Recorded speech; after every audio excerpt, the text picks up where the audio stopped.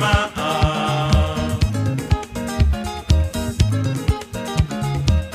banda kotiki kumbie pona nini mama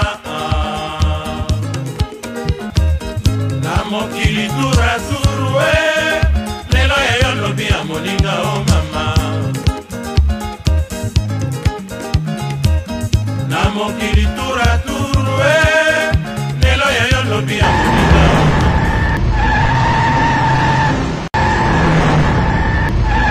Formation.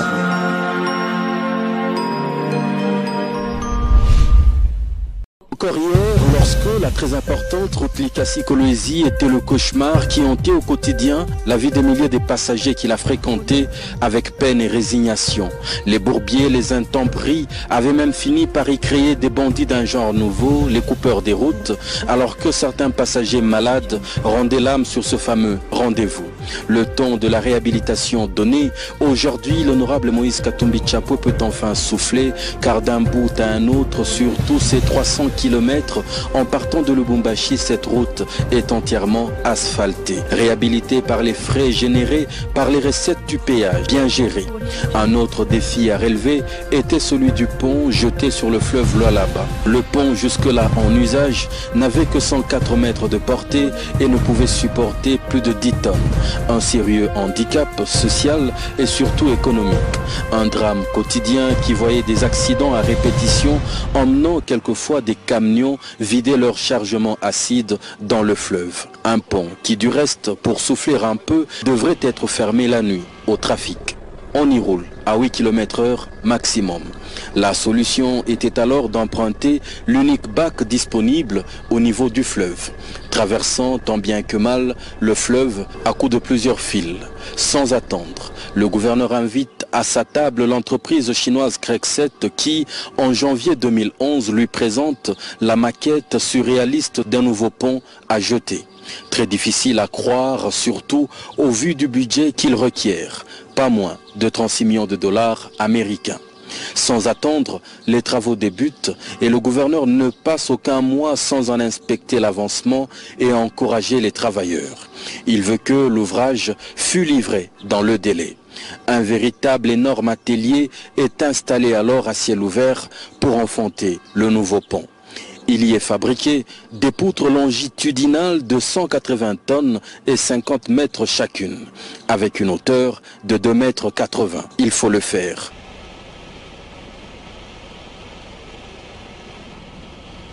Je crois que ça c'est un signe visible du réveil du géant Congo. Après près de 2 ans de travail acharné, le nouveau pont voit le jour. C'est une mégastructure de 9 mètres de large et apte à supporter jusqu'à 100 tonnes. Il est doté de 2 voies de circulation. C'est à ce jour le pont en béton le plus long du pays. Le pont Maréchal étant lui suspendu. En termes de stricte longueur, il vient en 2e position à quelques mètres près du pont Maréchal. Il est lui entièrement financé localement par le gouvernement provincial du Katanga grâce aux recettes du péage. Il est éclairé sur toute sa longueur par des lampes solaires.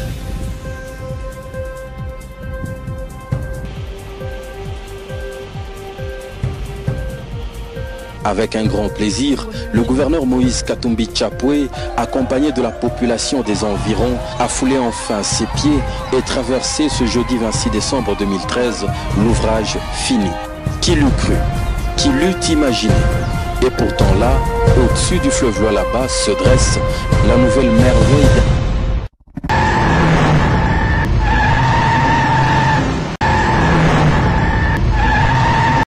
Petit détour en province pour parler éducation. Une nouvelle école technique et professionnelle a été inaugurée ce samedi à Lubumbashi. Les collèges Mwapu Soukeni, construit sur fonds propres du gouverneur Moïse Katumbi Tshapoué et de son épouse, est un véritable bijou. Il a été remis au Père Jésuite pour l'encadrement de la jeunesse démunie et des populations marginalisées. C'est en avril 2011 qu'a commencé une initiative du couple Karine et Moïse Katumbi qui va changer la vie de plusieurs générations. Le chantier d'une école technique située dans la périphérie de Lubumbashi pour les populations marginalisées et surtout les enfants issus des familles pauvres. 2 années plus tard, le collège technique Mwapu-Sukeni pousse du sol. Une école que le couple Katumbi fait don aux pères jésuites sans en tirer un quelconque profit en dépit du gros investissement. Une somptueuse école disposant d'une capacité d'accueil de 700 élèves étendue sur 1000 mètres carrés.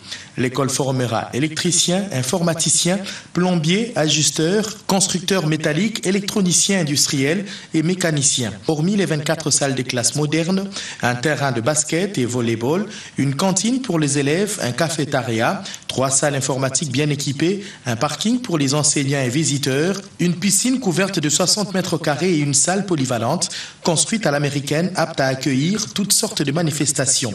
Salle des professeurs et des bureaux administratifs. Ce qui ramène à 28 le nombre d'écoles que les Katumbi ont offert à la population. Infrastructure réalisée par la main-d'œuvre congolaise. Pour la cérémonie d'inauguration, le couple Katumbi a naturellement effectué les déplacements. Dans la salle polyvalente, le vicaire général bénit l'ouvrage et le père recteur du collège Mwapu-Sukeni donne l'ego d'allocution remplie de sentiments de gratitude. Je tiens à exprimer nos sentiments de gratitude au généreux couple initiateur et donateur de ce beau cadeau. Par après, Mme Karine Katumbi recevra les clés demain de l'entrepreneur Safricas et avance les motivations de cet investissement de haute portée philanthropique. Nous avons besoin de plusieurs écoles techniques pour former des techniciens qui pourront répondre aux besoins du marché du travail et particulièrement aux besoins des entreprises. Telles sont les raisons qui nous ont poussés, mon mari et moi, à construire cette école pour en faire don aux jésuites dont la qualité de l'enseignement et la rigueur ne sont plus à démontrer. Le père provincial des jésuites reçoit la clé du collège et dit son mot de reconnaissance. Ce don à titre gracieux montre l'estime que la famille Katumbi porte à la compagnie de Jésus. Une école des petits, de ceux qui ont été marginalisés. Que Dieu bénisse la famille Katumbi, que Dieu bénisse le collège technique Mwapu-Sukeni. Le comité de parents parlera avec beaucoup d'émotion et les élèves à leur tour émettront un cadeau symbolique au couple Katumbi. Remise des documents de l'école, dévoilement de la plaque commémorative, coupure du ruban symbolique et c'est la visite détaillée des lieux. Le consul de la Belgique est flatté.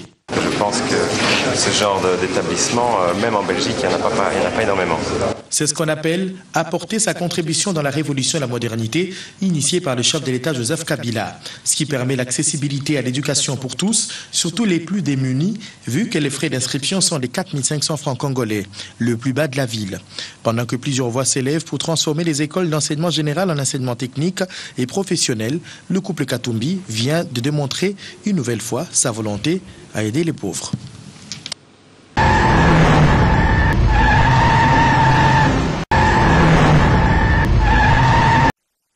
Petit à petit, les Louchois qui fréquentent régulièrement le rond-point Carrefour se rendent compte que ce qu'ils appelaient entrepôt n'est rien d'autre qu'une émeraude. Et la visite effectuée par le gouverneur du Katanga, Moïse Katumbi Tshapoué, rassure encore plus. C'est un joyau qui jaillit du sol. Ce complexe d'une superficie de 4100 mètres carrés disposera d'un parking à même de recevoir 185 véhicules. Étages et rez-de-chaussée abriteront pharmacie, boutique, fast-food, showroom, banque, restaurant et un gigantesque supermarché diversifié et complet. Avec comme guide Jean Koundoris, Moïse Katumbi inspecte les lieux et rassure que son rêve de transformer le Lubumbashi en petit Johannesburg prend forme. Nous sommes en train d'avancer progressivement. D'abord, je voulais féliciter les investisseurs. C'est le groupe Hyper Psaro, c'est les enfants d'ici, Nibatoto Aouk. Tu sais, pour investir au Katanga, il faudrait d'abord avoir l'amour du Katanga. Ils sont nés ici, ils ont grandi ici. Vous venez de voir vous-même ce qu'ils ont réalisé parce qu'ils ont été aussi beaucoup critiqués. Je voudrais que ces ONG qui ont critiqué le groupe Hyper Psaro viennent voir aussi.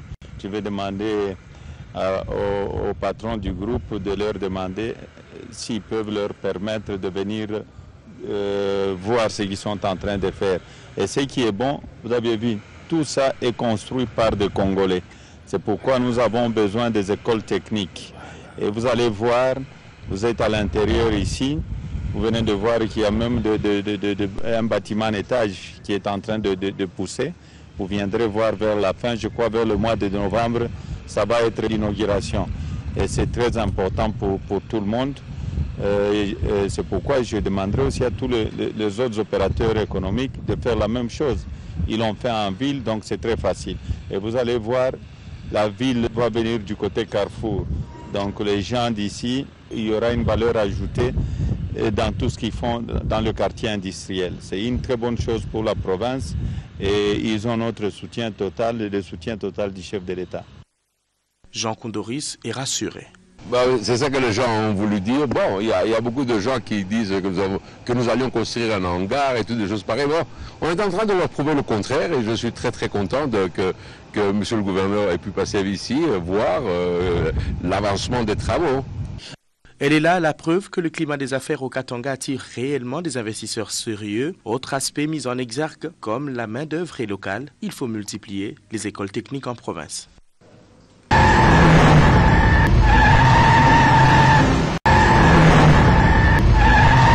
La semaine qui vient de s'écouler n'a pas été de tout repos pour l'honorable gouverneur du Katanga et le week-end arrivé, il devrait pouvoir avoir le temps de souffler un peu.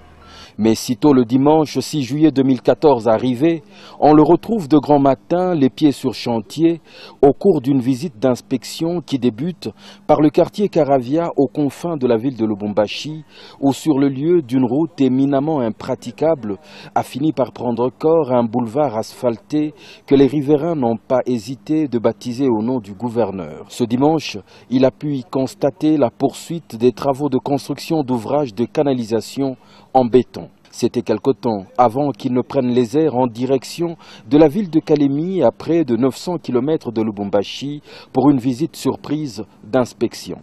Une visite au cours de laquelle il se fait accompagner de Jean-Marie Dikanga, son ministre aux infrastructures, et de Salomon Kalondadela, son conseiller principal en charge de la même matière. Sans protocole, aussitôt arrivé, il longe les nouvelles routes asphaltées et drainées de Kalemi jusqu'au rond-point Kisebwe, où est en train d'être érigée la plateforme devant accueillir, comme promis, un écran géant, afin de permettre aux Kalémiens, à l'instar des nombreuses autres populations à l'intérieur de la province, de suivre en beauté la fin du mondial. Surpris de repérer leur gouverneur en ce lieu, ses administrés vont, chacun à sa manière, lui exprimer la joie de le revoir parmi eux. Pendant qu'il prend la direction d'un autre chantier, l'on se rappelle de la méga structure de pont que le gouvernement provincial du Katanga a fini de jeter sur le fleuve Lualaba. Une fierté nationale en béton, long de 710 mètres, le plus grand du pays. Décidé de ne pas arrêter l'exploit là-bas seulement, le gouverneur est en train de récidiver à Kalemi, où un nouveau pont de 211 mètres de long et 9 mètres de large va enfin secourir le seul pont hérité des Belges que cette partie de la province a connu depuis son existence. Le chantier prend corps à coups d'appui en béton déjà enfoncé jusqu'à 6 mètres sous terre. Donc, la semaine prochaine, on commence à terrasser pour faire la dalle. Ça sera le repos du pont. Il était plus que temps de remplacer l'actuel pont de la Lukuga, dont les apparentes fissures ne présagent rien de bon. Ici, en effet, tout peut arriver à n'importe quel moment et le gouverneur, qui le parcourait à pied, en compagnie de la population, l'a clairement remarqué. Pour s'assurer que l'entrepreneur a mis les moyens techniques appropriés au déroulement des travaux, le gouverneur passe en revue l'impressionnant arsenal d'engins affectés à l'ouvrage. Son souhait est de voir le nouveau pont finir d'être jeté au mois de décembre prochain, au plus tard.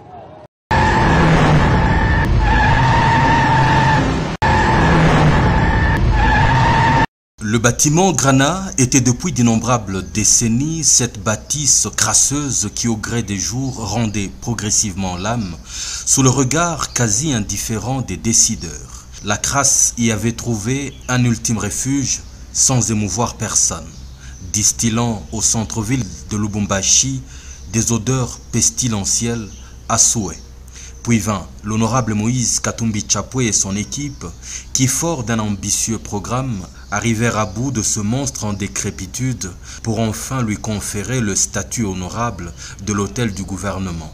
Un sous neuf, une merveille administrative, Un bâtiment aussi propre qu'un établissement 5 étoiles où sont actuellement logés tous les ministères provinciaux et des services étatiques connexes. Aux premières heures de ce mercredi 14 janvier 2015, l'honorable Moïse Katumbi Tchapoué s'est proposé d'y mener une visite surprise, locale après locale, s'attardant dans quelques ministères dont il apprécie le confort. Monsieur le ministre, vous savez pas. Vos bureaux, c'est magnifique. C'est mieux même que le bureau du gouverneur. Non, c'est plus grand. S'en suivra un mini-conseil des ministres qu'il préside au sein du même immeuble. Alors que personne à l'extérieur ne se doutait de sa présence là-bas, il a suffi qu'il pointe son ombre dehors pour provoquer un déferlement de la population vers lui. Des gens heureux, soulagés et reconnaissants.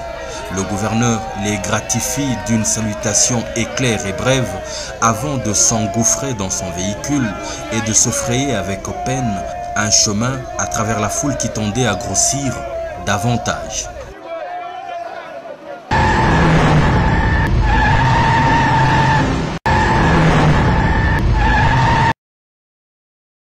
De plus en plus belle, la ville de Lubumbashi au Katanga rivalise actuellement avec les plus belles places d'Afrique, et essentiellement par la volonté du gouverneur Moïse Katumbi Tchapoué qui n'a de cesse d'y apporter innovation et modernité. Le cas de la nouvelle fontaine à jeux de lumière qu'il vient d'ériger à l'entrée du quartier Golf, dont la route vient d'être doublée par 2 et éclairée par une rangée de lampadaires intelligents. La population salue cette suite d'actions exceptionnelles.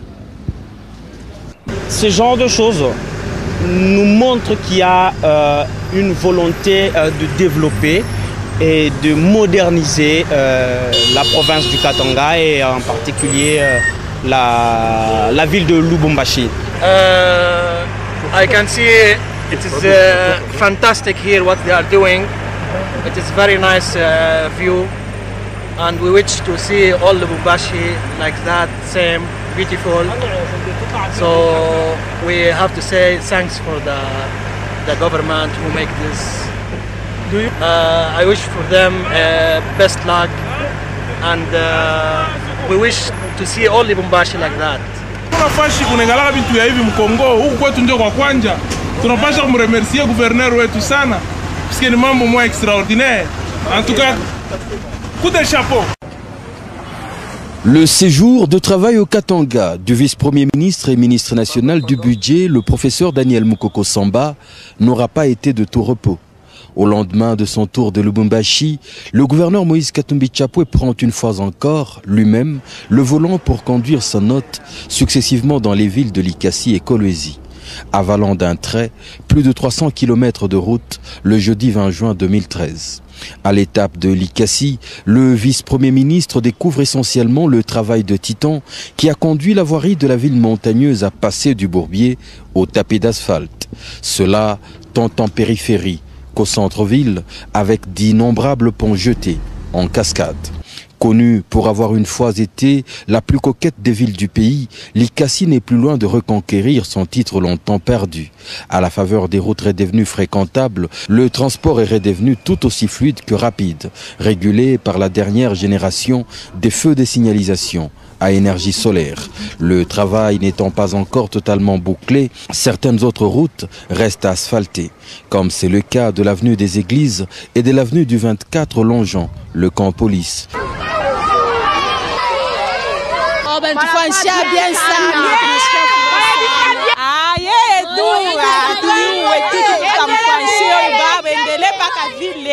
Le bénéfice encaissé par l'avenue Kassongo-Michel de triste mémoire se ressent sans peine.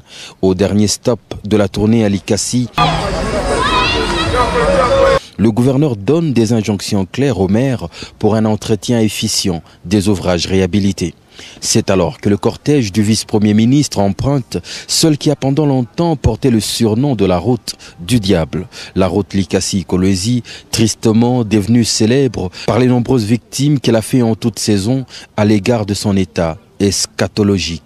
Qui aurait pu penser qu'en un laps de temps, sur la piste des célèbres rendez-vous, les véhicules pourraient à nouveau faire plus de 164 km à l'heure. Ce profit étant également partagé par les transporteurs en commun, les commerçants et les privés. Très fréquemment, le vice-premier ministre s'invite à visiter des chantiers de ponts en érection le long de la route, recevant des explications.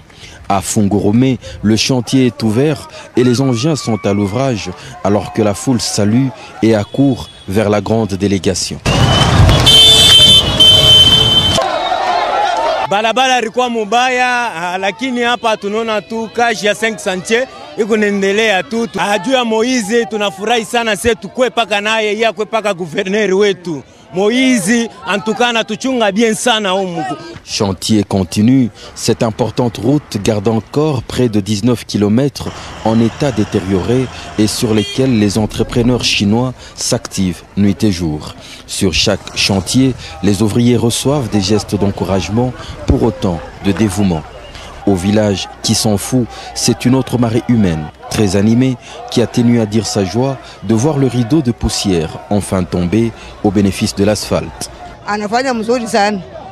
Le vice-premier ministre se dirige par la suite sur le chantier du méga-pont jeté sur le Lualaba, une sorte de monstre marin qui a la vocation d'être la plus longue structure du genre de tout le pays. Tout le village s'y invite et anticipe déjà au bonheur que leur procurera cette monumentale infrastructure. À côté de lui, l'ancien pont n'est qu'une farce en ferraille. Excellence, 24 heures après le tour que vous avez fait à Lubumbashi, quel sentiment avez-vous de vous tenir debout sur celui qui sera le pont le plus long de la RDC et qui est financé par un gouvernement provincial? Je crois que ça c'est un signe visible du réveil du géant Congo. Pour que ce géant se réveille, il faut de grands ouvrages. Et celui-ci est réellement un grand ouvrage, n'est-ce pas? Mais en plus, je ne sais pas très bien comment on traversait ici avant. Madame le maire parlait voilà, d'un petit pont. Bien comparé, vous voyez que ce n'est pas simplement un pont qu'on a construit, mais c'est aussi un saut dans la modernité. C'est-à-dire qu'on n'a pas refait le pont d'hier. On fait un pont qui a une autre portée. Et je crois que c'est ça l'expression de l'aspiration et de la vision du chef de l'État. Quand le chef de l'État parle de la révolution de la modernité, il s'agit également de ça, de faire ce genre de bond sur le plan technologique, sur le plan des ambitions. Au départ, une armée des mers chante à tue-tête ce bonheur acquis et c'est à coup de quelques percées de muscles que la Jeep du vice-premier ministre peut redémarrer vers Kolwezi.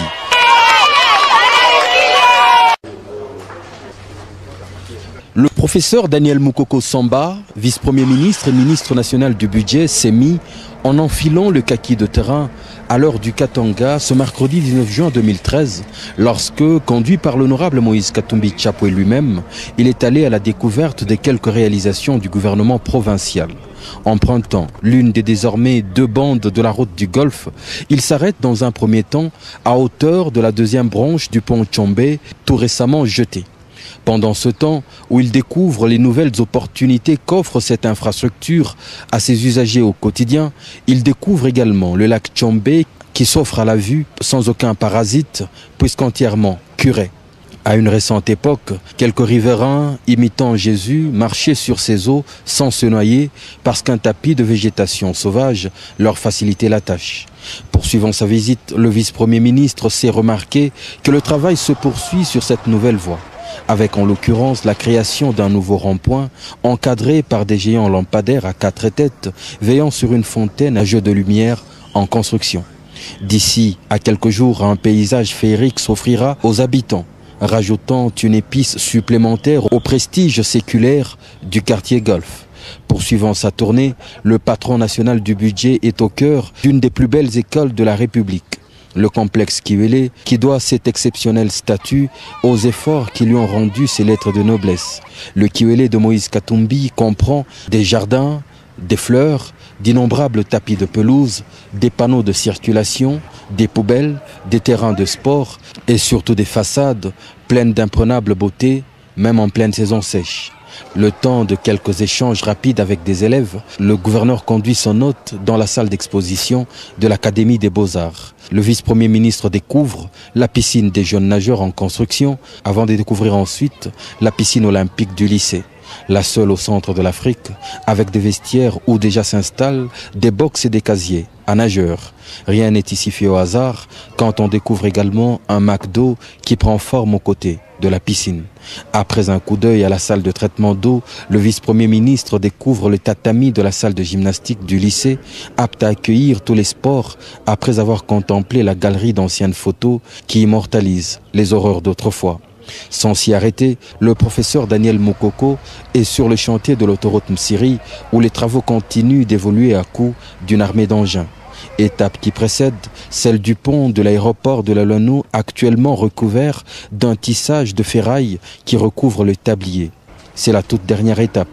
Des travaux qui continuent à être exécutés par l'entreprise Safricas que certains s'étaient précipités d'envoyer outre-tombe. Travaillant avec un gouvernement crédible et solvable comme celui du Katanga, Safricas n'a jamais fermé boutique. Le vice-premier ministre découvre, après une impressionnante rangée d'une dizaine de silos à l'allure des gratte-ciel, qui sont ici le lieu où prend corps la plus grande minoterie d'Afrique centrale et australe. Une grande partie de la bataille contre la famine au Katanga et en RDC se joue ici. Un projet moderne dont les équipements ont été pris chez le très prestigieux Suisse Bühler, la Rolls-Royce du domaine. Vous, dans le gouvernement, le réel souci de nourrir le peuple congolais, comment réagissez-vous face à une telle initiative? On ne peut que s'en réjouir. Se réjouir de voir que c'est le secteur privé qui fait un tel investissement. Et le plus important, c'est que cet investissement va avoir des effets, d'abord en amont, au niveau de la production, parce que pour que l'usine tourne, il faut qu'il y ait du maïs. Donc il est évident que cet investissement va donner un coup de fouet à la production du maïs dans cette partie du pays. Ça fera plus ou moins 72 heures que vous êtes en mission de travail au Katanga et vous êtes actuellement en train d'effectuer une visite de chantier. Y a-t-il particulièrement des choses qui ont retenu votre attention? C'est, on va dire, l'engagement des autorités provinciales. Oui. Engagement soutenu, une bonne connaissance de la situation sur le terrain. Mais le plus frappant, c'est effectivement cet engagement. C'est pas on fait une chose et puis on arrête. On sent que les choses se font de manière continue. Et évidemment, le gouvernement central ne peut qu'encourager cela et appuyer ces efforts. C'est des engagements qui devraient s'accompagner, évidemment vous êtes le patron des chiffres au pays, c'est des engagements qui devraient s'accompagner d'une certaine budgétisation. Comment actuellement le gouvernement fait-il au mieux pour encadrer ces efforts? L'objet de ma visite, c'est aussi pas seulement de regarder le présent, mais parce que nous préparons le budget 2014. Donc de voir comment chaque année nous pouvons améliorer la qualité de notre budget pour que le budget ne soit pas une source de gaspillage de ressources, mais puisque les ressources ne sont pas encore à la hauteur de nos ambitions, nous devons donc savoir utiliser chaque franc que nous dépensons pour que ce franc-là produise plusieurs autres francs et qu'ainsi chaque année davantage la production augmente et que les institutions, tant au niveau central qu'au niveau provincial et qu'au niveau local, aient un peu plus de moyens pour continuer ce travail de développement.